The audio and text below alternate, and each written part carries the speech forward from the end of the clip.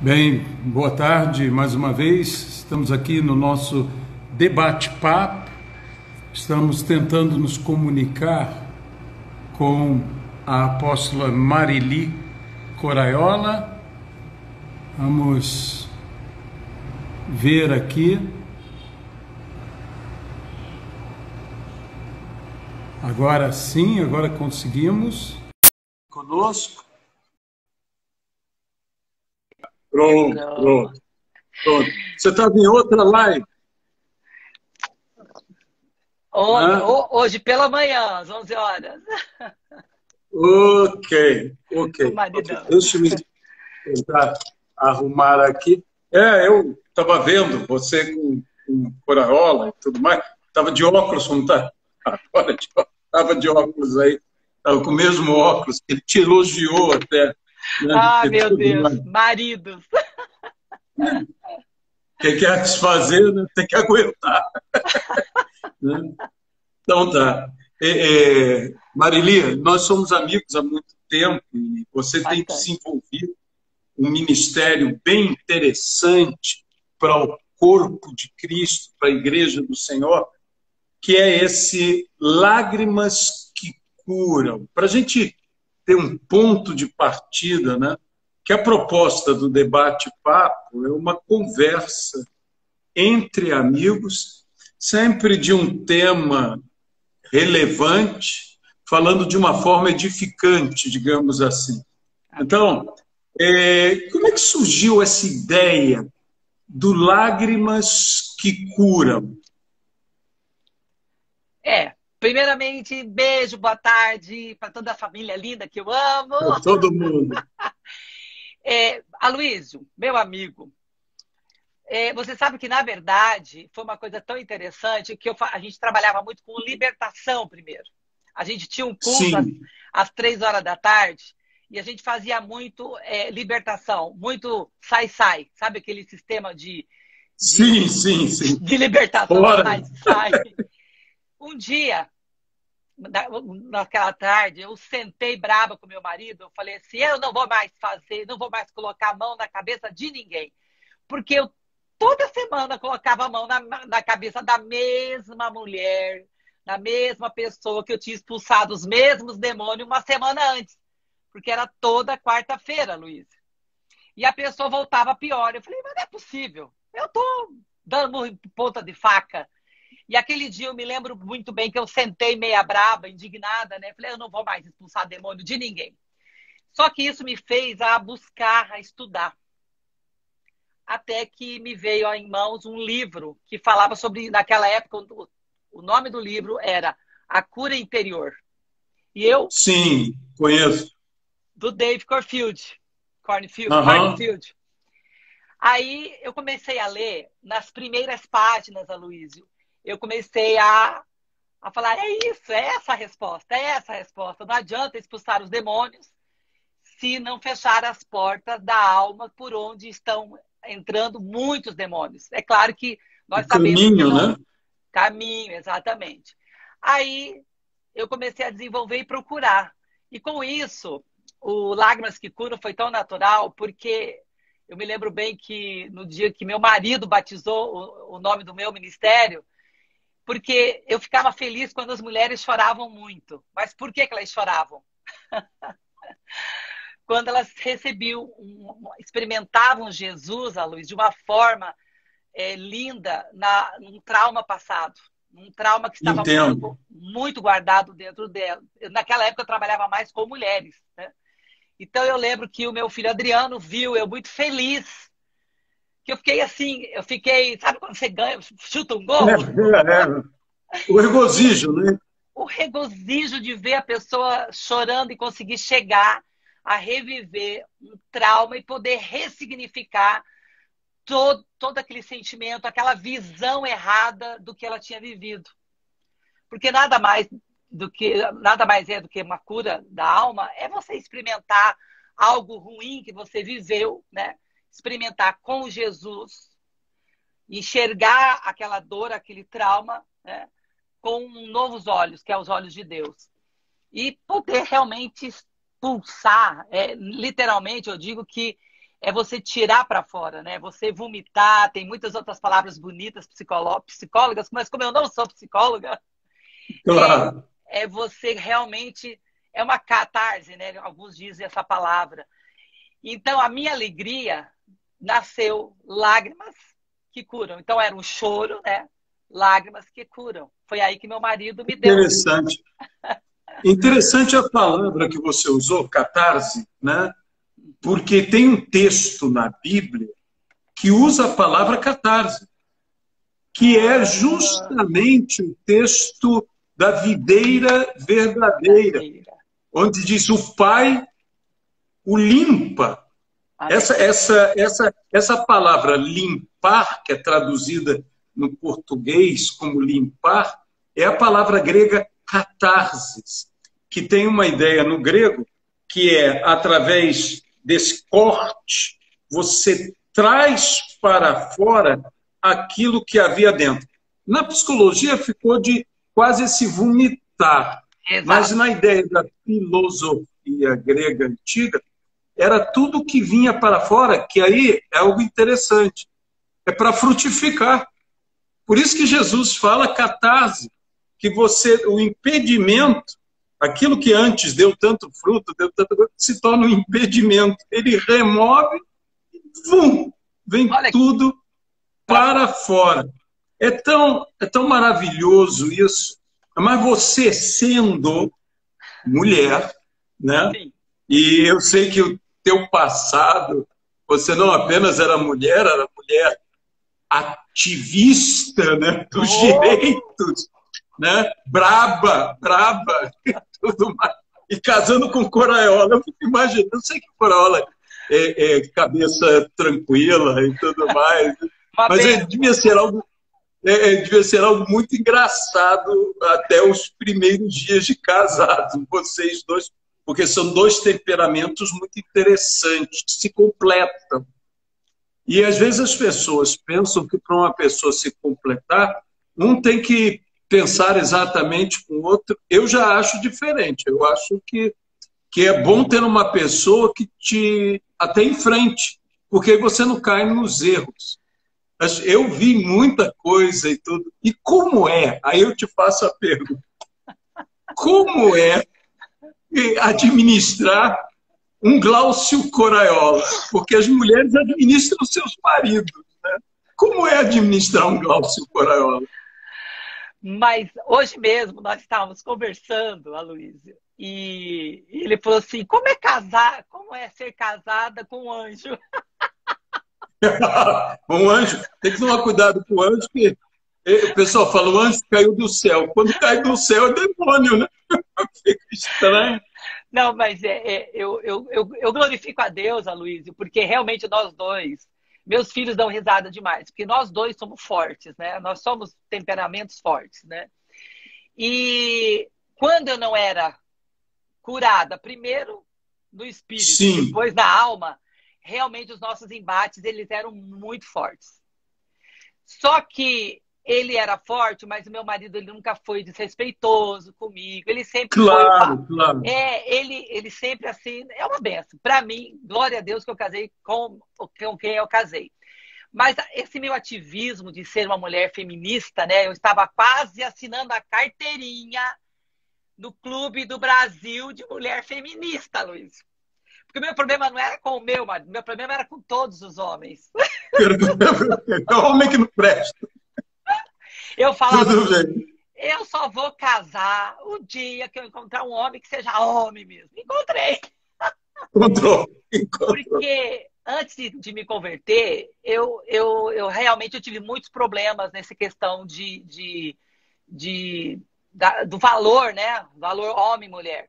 E como eu fui a terceira filha, depois de dois homens, né? Eu fui Uhum. aquela filha, Aloysio. Essa foi uma das raízes do meu problema da ira, de ser muito braba, né? Entendo.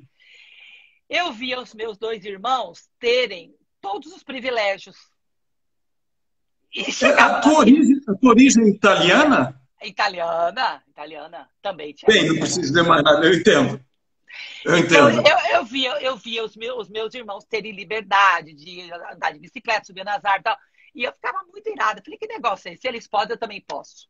Só que eu fui muito tolhida em algumas coisas, e não foi por erro de pai e de mãe, mas foi pela própria Não, formação. cultura, a cultura que nós formamos, né? Que nós somos Claro. formados. Então, assim, eu fui vendo, não só em relação aos meus irmãos, mas eu fui vendo assim que os homens eles acabavam tendo mais privilégios, né, do que as mulheres. É verdade, é verdade.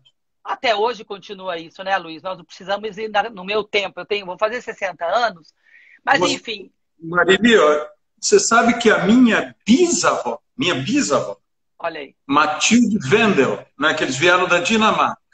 Certo. Na Dinamarca, ela é, você vai gostar de saber disso, ela era odontóloga. Ah, que legal! 1800 e quebrar, minha bisavó era formada em odontologia, trabalhava em odontologia em Copenhague, Dinamarca. Né? Veio para o Brasil com meu bisavô, que foi contratado para fazer coisa. E aqui, minha avó, que fez odontologia, não pôde se formar. Porque na época dela era indecente mulher mexer na boca de outra pessoa, principalmente de um homem. Imagina. Então, imagine o choque cultural e familiar, né? O que reza a lenda familiar é que minha bisavó morreu de desgosto, que ela não aguentou essa mentalidade. Então, imagina a luta. Eu acredito. Eu acredito. Né? Mas aí você foi enfrentando isso. Eu fui enfrentando, mas isso me gerava... Eu brigava muito com os meninos. Eu batia nos meninos na escola, Luiz. Nos homens. Não acredito. Eu não namorava. Eu não era de namorar, não, porque eu não estava nem aí para os homens, não. No sentido assim, eu não tinha... Eu tinha uma questão, era de não, competição, né? Uma pessoa bonita, né? Você é alta, tudo mais. Você é meu amigo. Né? Eu sou teu amigo.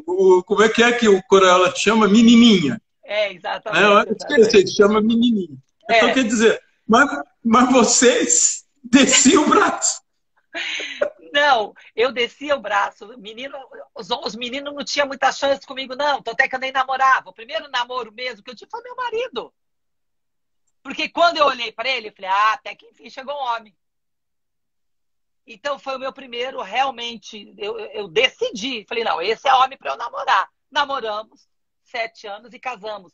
Então ele sempre foi muito compreensivo comigo e me aguentou com as minhas brabezas por muito tempo. Até Deus me pegar e...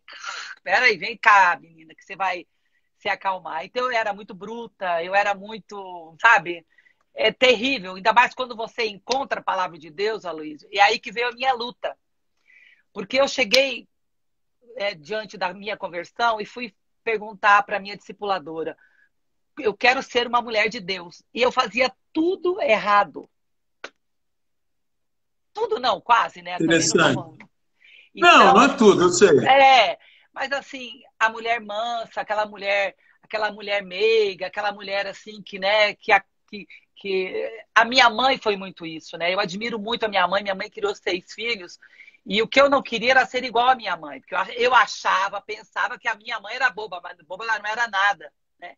Então, na verdade, eu queria lutar, eu queria conquistar meu espaço, mandar nos homens, ser independente. Eu queria ser uma feminista de carteirinha, entendeu?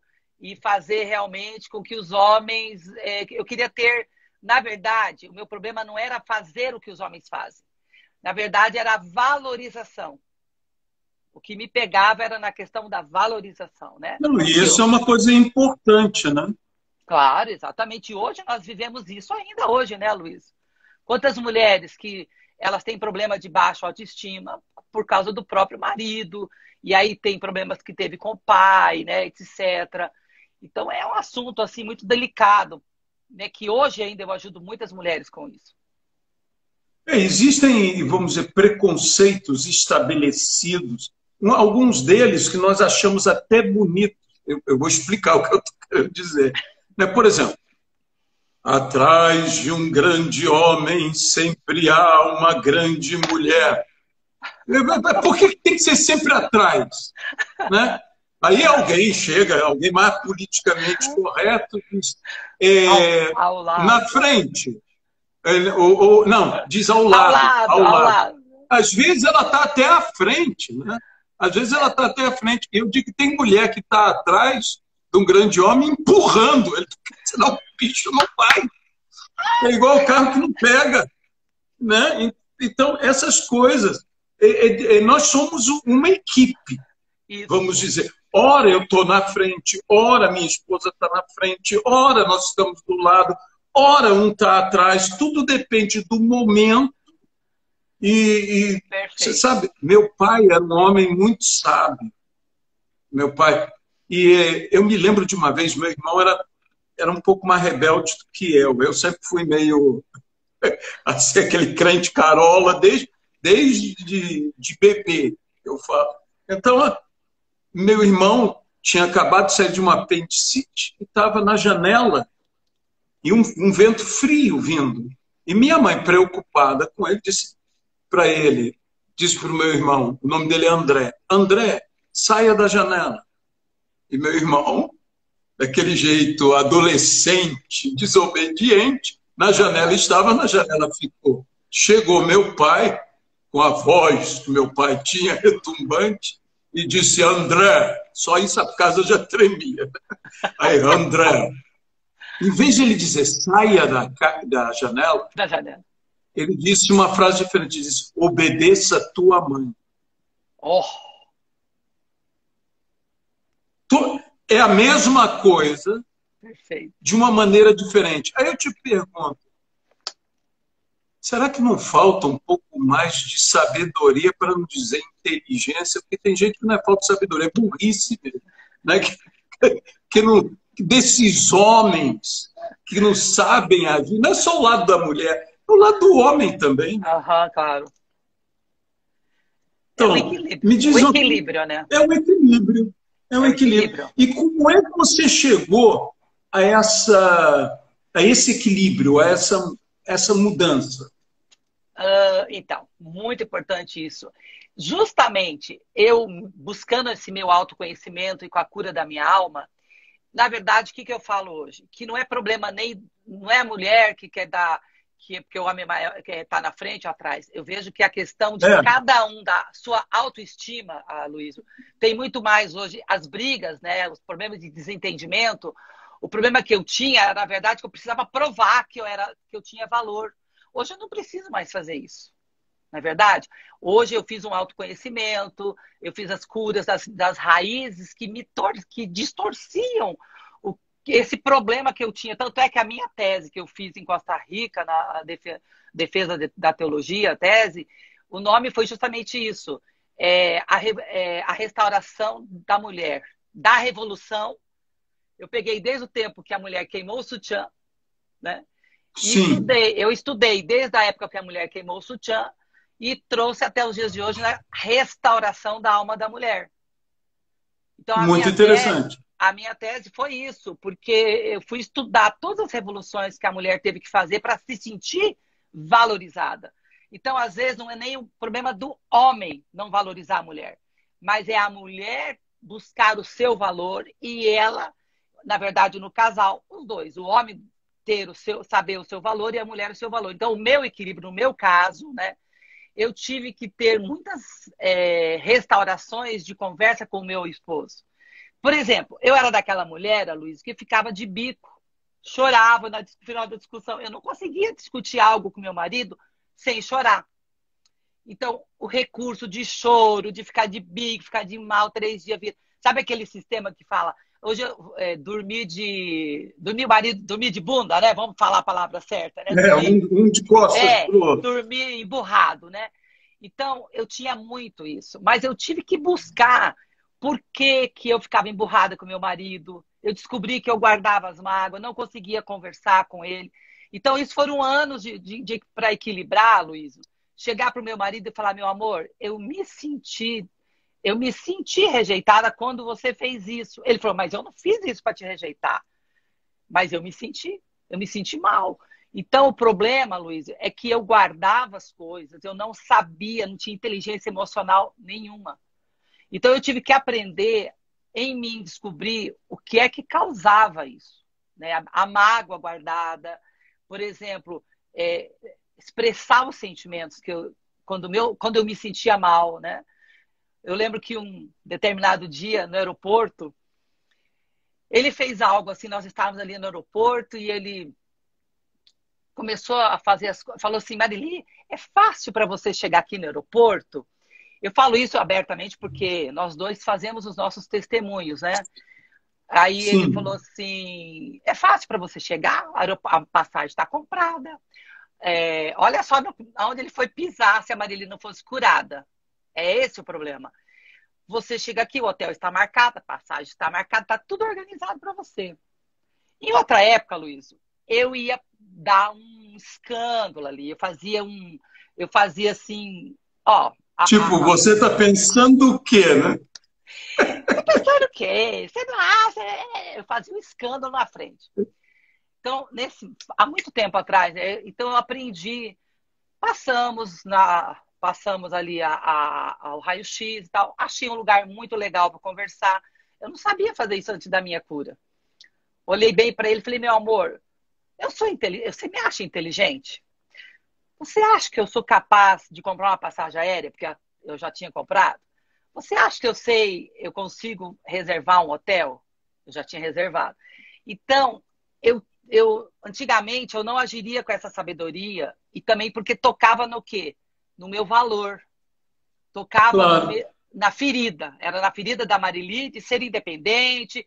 E eu estava justamente... Aí que eu falei para ele, meu amor, se você quiser que eu faça tudo separado, eu faço. Mas eu quero te dizer que eu estou te dando o privilégio de você fazer tudo isso. Agora, Inverteu. se você não quiser, eu faço. Agora, chegar na frente do balcão da companhia aérea e ele me colocar aquilo, eu entendo que ele estava naquele momento, tarará, né, me mostrando que eu estava muito acomodada. Não, eu sei fazer isso. Então, o que os homens e as mulheres precisam entender é que nós podemos até viver independentes, mas não é isso que Deus nos fez, né? Deus nos quer interdependentes.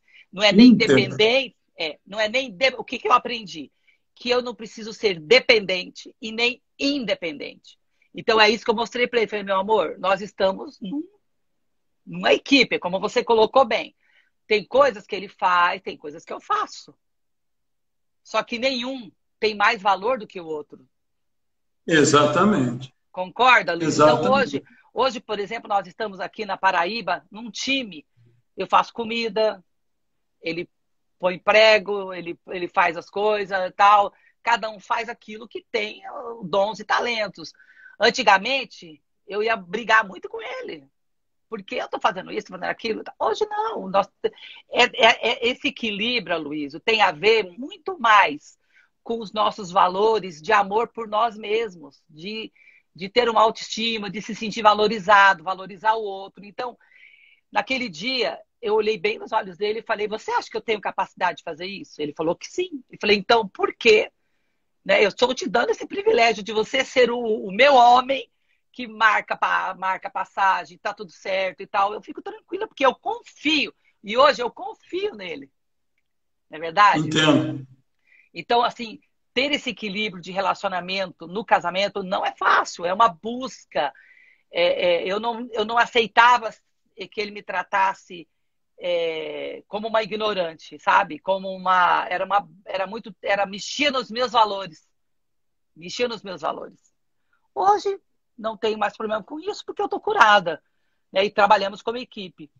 Mas, realmente, as personalidades, né? Como nós dois somos coléricos, hoje não mais tão sanguíneo como eu era.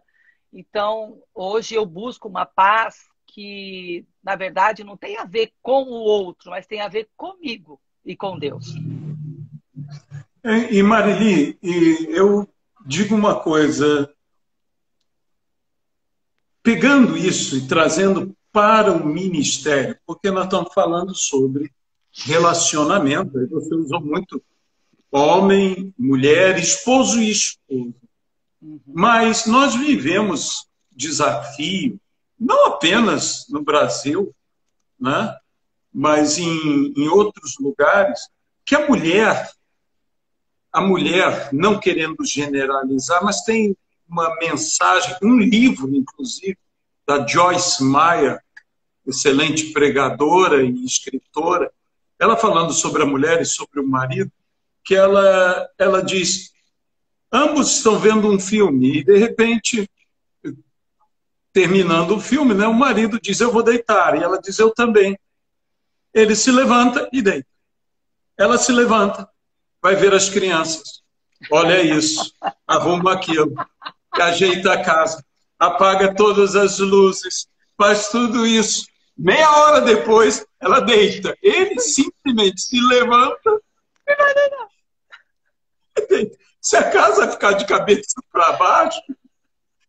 Então, quer dizer, a mulher, ela é diferente mesmo. Não vamos dizer que toda mulher e todo homem, tem homem que é meticuloso, tem É verdade. e tudo, mas normalmente, em média, é o que a gente vê.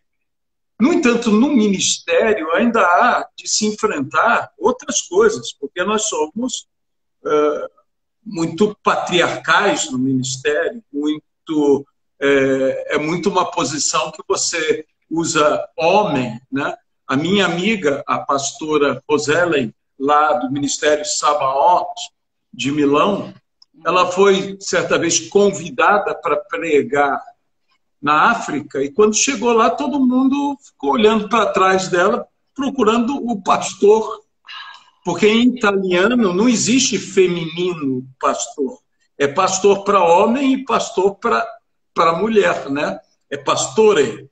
Então, eles falam, mas cadê o pastore? Eu disse, sou eu. E o problema estava armado.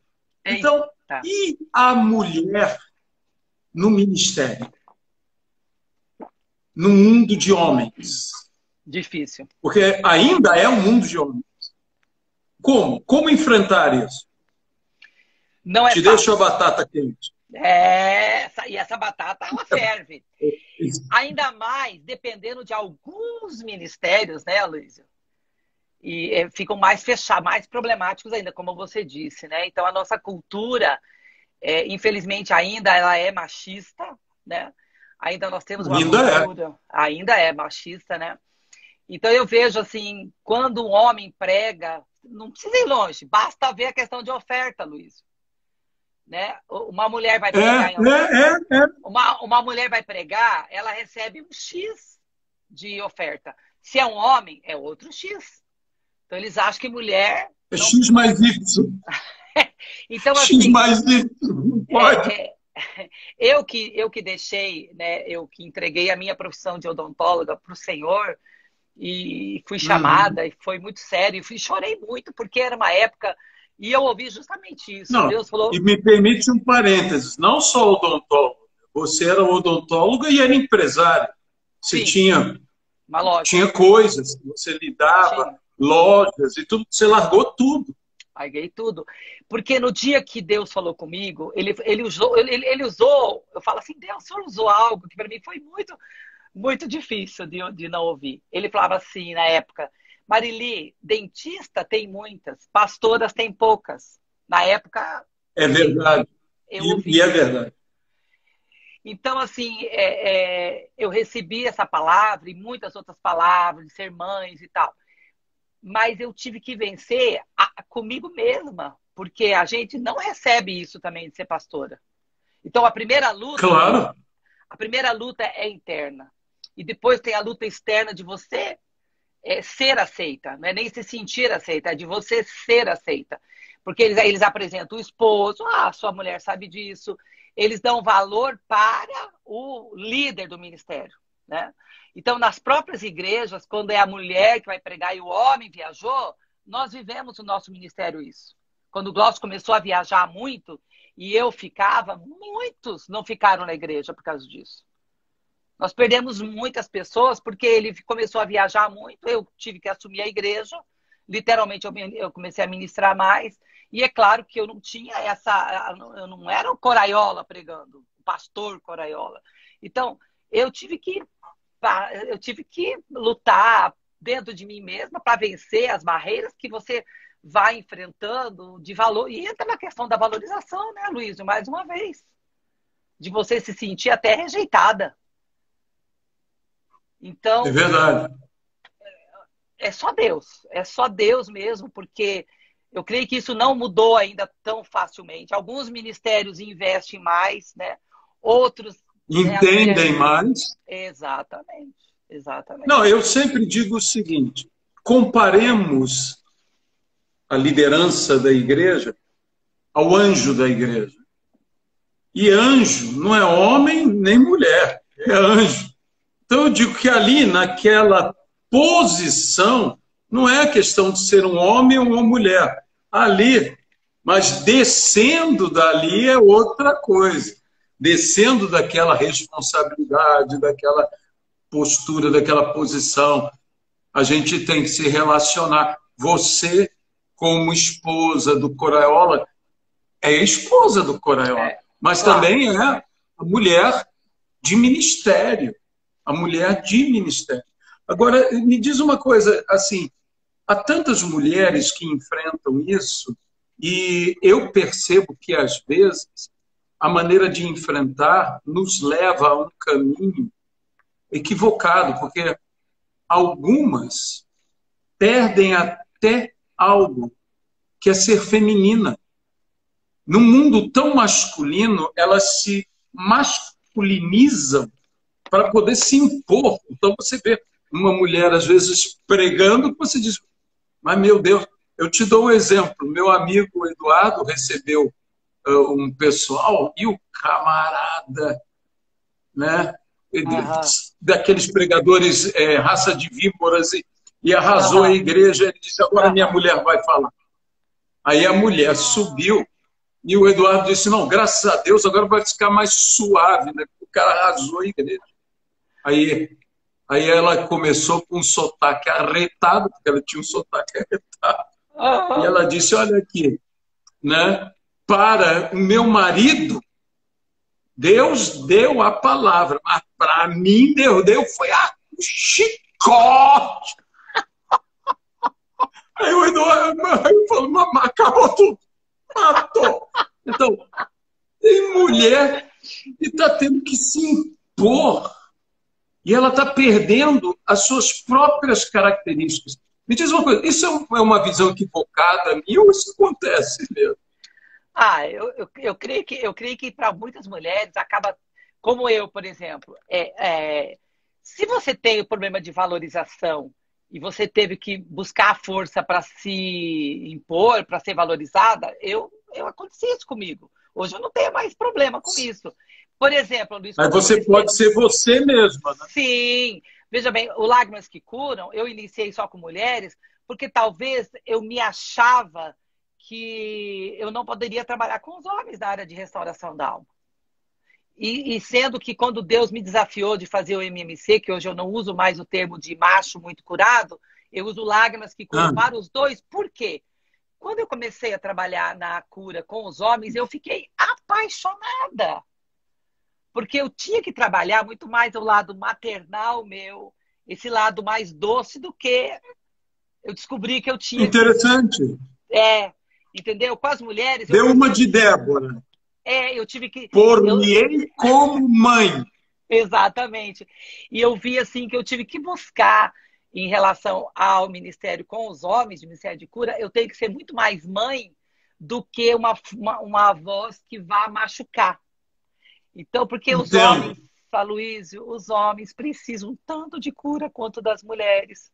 Então, assim, esses É MMC, gente. esses MMCs que nós fizemos, né?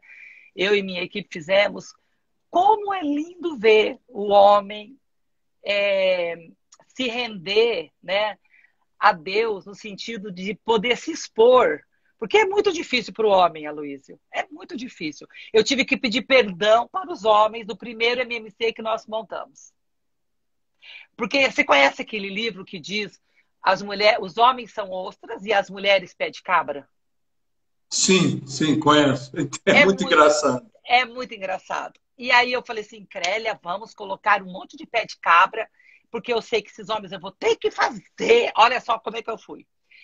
Nós vamos ter que fazer, nós vamos ter que ser pé de cabra para esses homens se abrirem. Aloysio, que engano que eu tive. Eu pedi perdão para os homens que eu não lembro quantos foram. Que coisa linda, sabe?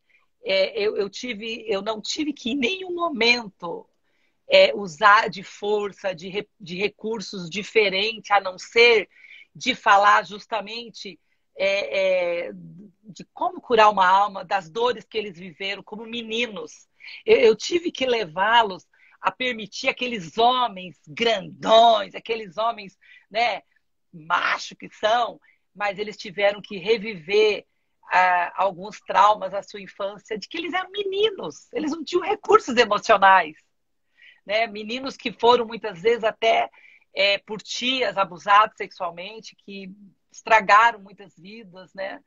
Então, assim, são histórias, Aloysio, que me fez ficar mais ainda apaixonada pelo Ministério de Restauração da Alma, de poder ver que há cura para muitos homens que estão fazendo o que estão fazendo inconscientemente, pelas dores que eles tiveram no passado. Então, olha... Como é que se diz que um abusador normalmente foi um abusado? Na Né? Então, maioria. existe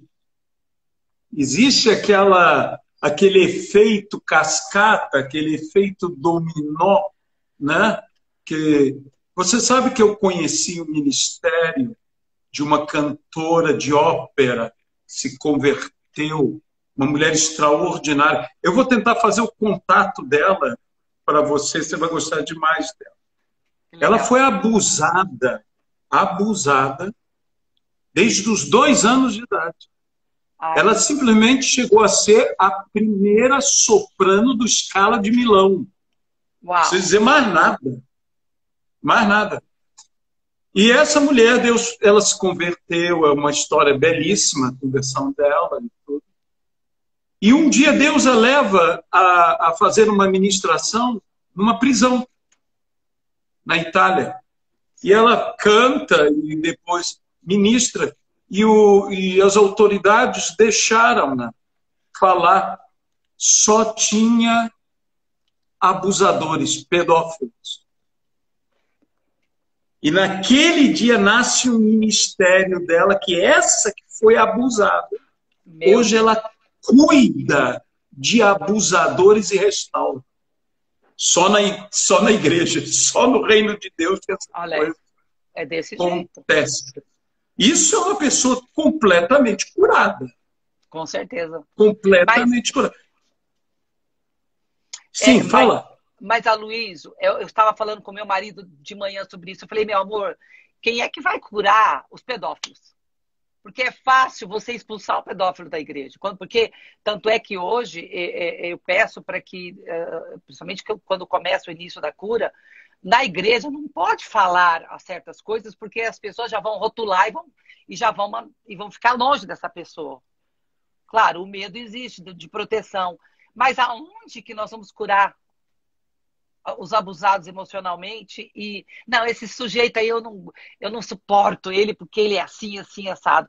Então, infelizmente, Aloysio, a igreja, ela precisa... Não, infelizmente a igreja não tinha esse preparo. Quando acontece algo milagroso, como aconteceu com essa amiga sua, né? Com essa cantora de ópera. Não, é sobrenatural. É sobrenatural. Mas me diz uma coisa, você está falando disso, de tratar dessas pessoas e tudo mais. Talvez na igreja a gente tenha pecados, desculpe falar assim, que a gente é mais... não, é pecado, mas são pecados mais aceitáveis. Somos mais tolerantes. Falei exatamente isso para o meu marido. Eu falei, meu amor, qual é a diferença de um pecado para outro? O pecado da mentira para um pedófilo. É claro que para eu tratar um pedófilo, um abusador emocional, espancador... Os agride mais, né? Eles precisam ter o arrependimento, a conversão. É claro, ninguém vai tratar a alma de uma pessoa que não tem o arrependimento, não é verdade? Mas a igreja, ela precisa urgentemente, né? Nós estamos vivendo cada dia mais. Hoje está aparecendo mais os problemas por causa da internet. E a igreja, ela não pode ficar para trás. Ela precisa, toda igreja precisa trabalhar com cura da alma. Porque senão ninguém chega ao seu destino profético de como aconteceu com ela. Na hora que ela conseguiu ministrar e trabalhar com as pessoas de abuso, o ministério dela nasceu. Olha que lindo. Digamos o seguinte, nós falamos sempre que pregar o evangelho tem a ver de confrontar, enfrentar o pecado. Mas para você confrontar, enfrentar o pecado, eu dou um exemplo. Jesus disse, vai e acerta-te com teu irmão. Tem gente que leu errado, vai e acerta o teu irmão. Então tem gente que trata certas coisas, não é para resolver, ou é para resolver de uma vez. Ele não está resolvendo, está resolvendo de uma vez. Ele passa para a briga. Esse confronto que a gente está falando, a Bíblia fala, os mentirosos, os adúlteros, os homossexuais, os efeminados, e os ladrões, os roubadores. A Bíblia bota tudo isso, quer dizer, uma coisa e a outra é o mesmo problema. É o problema de lidar com a origem do problema. E quer dizer, você hoje está lidando tanto com homens quanto com mulheres. Isso é muito interessante. Eu me sinto honrada, sabe, Aloysio? Porque nos últimos... Agora, Lágrimas que Curam tem homens e mulheres, aí fazemos os grupos pequenos, separados, até para que cada um tenha mais... Porque não é fácil falar... porque ali a gente não trata pecado. A cura da alma não trata pecado. Pecado é com arrependimento, né, Luiz? Claro. Ali no Lágrimas que Curam, nós falamos de tratar a raiz para quebrar os mecanismos de defesa, quebrar os maus hábitos que aqueles traumas transformaram essa pessoa. Porque existem crentes que, como a gente luta, às vezes você fala, meu Deus, mas eu não mudo nisso. Por quê? Eu quero mudar, eu me arrependi. Então, são forças de hábitos pela própria autodefesa, de sobrevivência, de traumas tão profundos que tivemos que o ser humano ele precisa inconscientemente, ele aprende a sobreviver, né, fugindo, né, fazendo um atalho para poder sobreviver. O que nada mais é do que um irado, um medroso, do que falta de amor. Você vê, eu amo falar também sobre o amor fundamental, porque o amor fundamental, Aloysio, as crianças, cada pessoa, ela experimentou um amor de pai e de mãe diferente. Nós temos, às vezes, um pai e uma mãe cria 6 filhos, 10 filhos, e cada um experimentou o amor de seu pai e da sua mãe diferente. Né? O pai e a mãe ama todos. Imagina, pai e mãe ama todos os filhos. Mas como que este filho vai experimentar este amor de um pai e de uma mãe é diferente, porque são tempos diferentes. Quando ele nasceu, tinha filhos mais velhos, as experiências são totalmente diferentes. Ontem mesmo, depois da live que nós fizemos, a primeira, uma mulher me contou um testemunho que ela foi chorar depois da minha live, ela já teve um choro de cura, porque ela entendeu certas coisas que ela não imaginava que tinha guardado no coração dela. Então, o Lágrimas que Curam é justamente esse, é um tempo, Aloysio, que você precisa parar tudo, é uma imersão que não é, apesar de você aprender e ter conhecimento, não é esse o foco. Se a pessoa quer aprender, ela vai para a escola de sobrenatural, vai para curso de teologia, psicologia. O Lágrimas que Curam, ele é muito prático. Né? A gente trabalha 8 dias, né, para a pessoa realmente relembrar a sua história de vida, também as coisas boas, não só coisas ruins, mas principalmente relembrar e tratar que eu digo assim, é você enxergar aquele trauma de uma forma diferente. Então, o Lágrimas, realmente, você tem que investir tempo, né, investir recursos. Nós temos lá, você conhece a Casa Sobrenatural, a gente tem apartamentos ótimos para isso. Então, assim, a pessoa que ela tem problema emocional, ela precisa decidir ser curada. Porque não tem como eu chegar, ou você falar, você precisa de cura. Hoje eu tô de boa na lagoa, sabe, Aloysio? Eu, eu, é- Não, eu sei como é que é. Eu me lembro de uma vez na escola do sobrenatural que foram muitos africanos e você chegou para mim e disse: Aloysio, eu estava lá ministrando, e você, Aloysio, fala de sexo. Eu falei, tá brincando comigo? Mas você quer que eu ministre sobre sexo? Você lembra dessa situação? lembro, E claro que que eu eu lembro. ministrei, que eu falei, poxa, vai escandalizar meio mundo, a gente tem que rasgar o verbo aqui. Te rasgou. Naquela noite, eu não pude dormir da fila dos pastores que estavam lá, falando de problema. Eu tive que atender um após o outro de problema, que eu falei, meu Deus, que tanto problema nessa área. Ou É, seja, é justamente isso que as pessoas precisam ser curadas. É aquele negócio, a gente dá muito, a gente fala muito de corpo, a nossa isso, sociedade fala muito de corpo, perfeito. nós falamos muito de espírito, porque estamos sempre assim, Deus é espírito, não importa que os seus adoradores o adorem espírito e verão, nós somos espirituais. Mas quando fala almático, quando fala de alma, parece que está falando de uma coisa, Mas, fala, você é Aloysio, carnal. Aloysio, será que tem a ver? Porque muita teologia ainda não acredita que nós somos um espírito, que habitamos um corpo e que temos uma alma.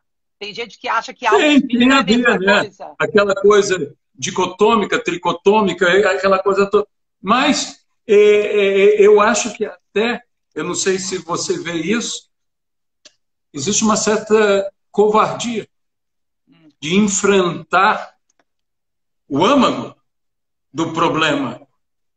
E que tem gente que diz, eu aprendi esses anos todos a me equilibrar aqui.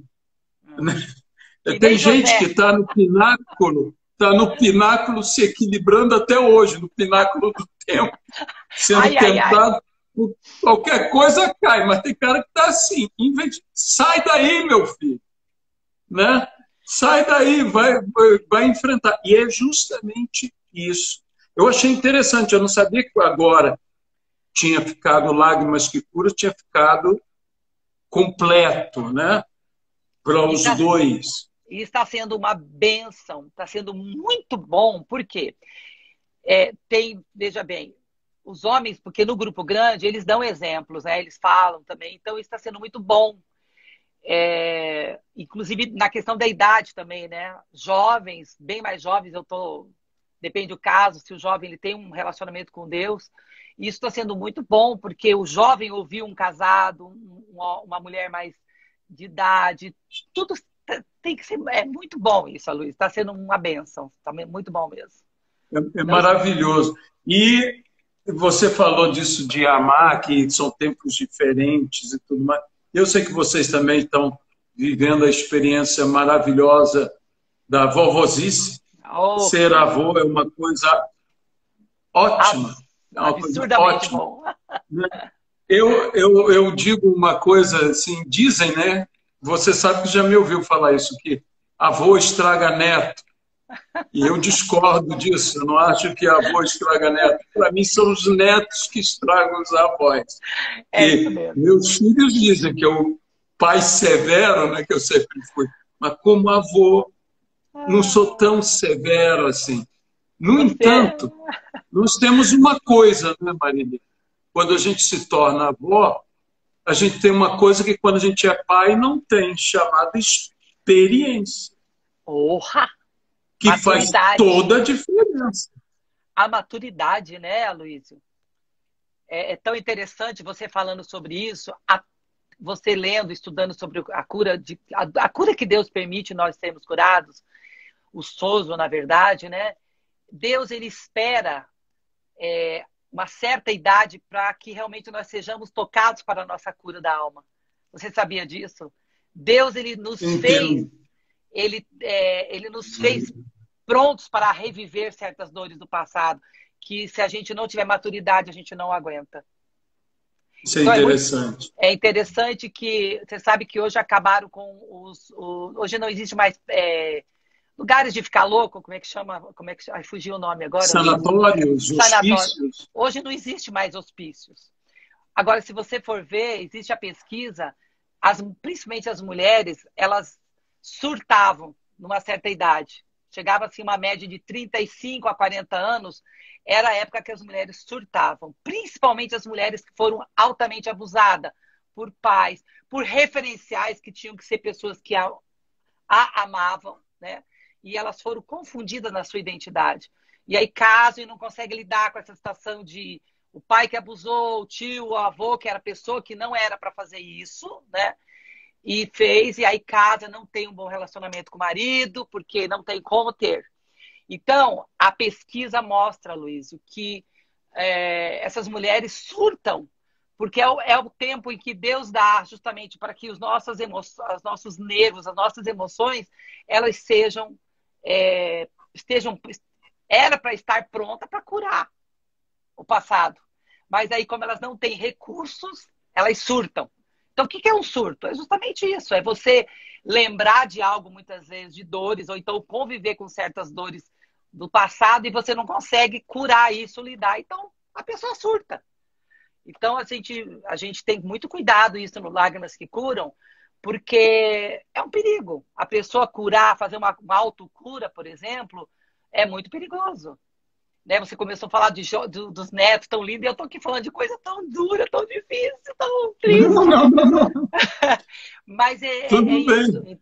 E hoje os sanatórios não existem e as pessoas continuam surtando. E as igrejas, elas precisam estar preparadas para o surto.